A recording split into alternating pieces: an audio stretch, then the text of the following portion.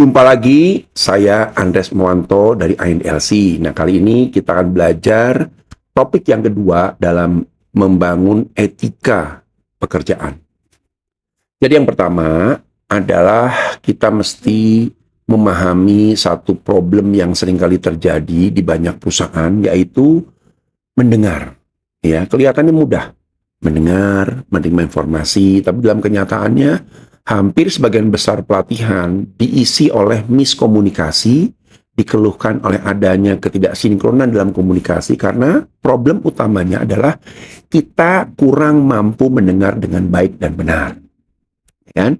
Nah, mendengar sendiri sebenarnya bukan konteks menang kalah ya, tapi merupakan salah satu alat untuk menyatukan persepsi, menyatukan pendapat, sehingga kedua belah pihak bisa mencapai tujuannya bersama.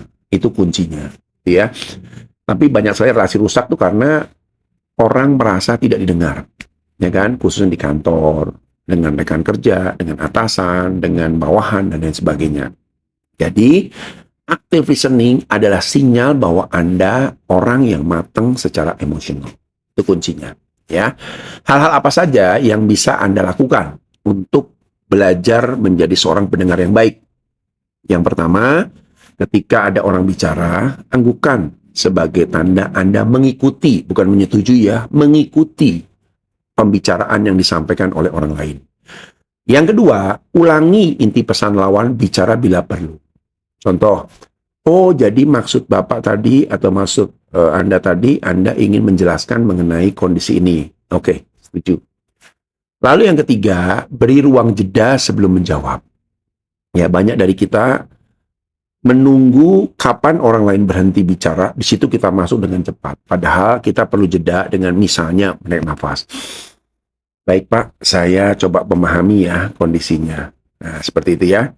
Lalu yang keempat, ajukan pertanyaan klarifikasi yang relevan. Nah, ini membuat orang menilai Anda sebagai orang yang smart, cerdas, pengertian, dan lain sebagainya. Ya. Lalu hal-hal apa saja yang tidak boleh Anda lakukan? Memotong kalimat orang lain sudah jelas. Itu merupakan sesuatu yang tabu. Atau langsung memberikan solusi sebelum memahami masalah. Ini banyak sering terjadi nih kalau kita komunikasi. Oh, menurut gua gini aja deh. Menurut gua gini aja deh, dan sebagainya. Belum tentu cocok. Karena kita belum mendapatkan informasi selengkap mungkin. Lalu pada saat kita menerima informasi, sibuk menyiapkan jawaban saat orang lain bicara. Ya, walaupun itu ada dalam pikiran kita, tapi ekspresi kita tidak bisa dibohongi. Orang akan menilai apakah Anda paham, mendengarkan, atau tidak apa yang Anda sampaikan. Ya.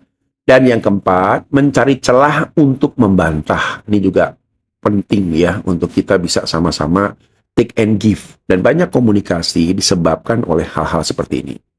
Ya, jadi satu kuncinya, dengarkan dengan utuh. Fokus pada lawan bicara tanpa interupsi. Dengarkan, perhatikan gesturnya, bahasa tubuhnya, kata-katanya, pahami.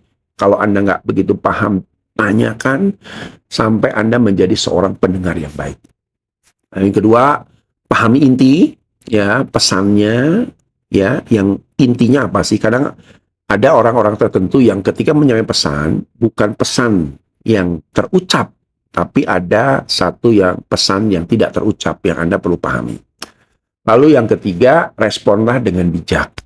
Jawab dengan relevan, tidak usah bertele-tele. Kalau dia tidak minta pendapat Anda juga Anda cukup merespon, sikapnya tenang, dan yang terakhir solutif. Ya, jadi ini semua bisa menjadi salah satu alat yang kuat bagi personal branding Anda.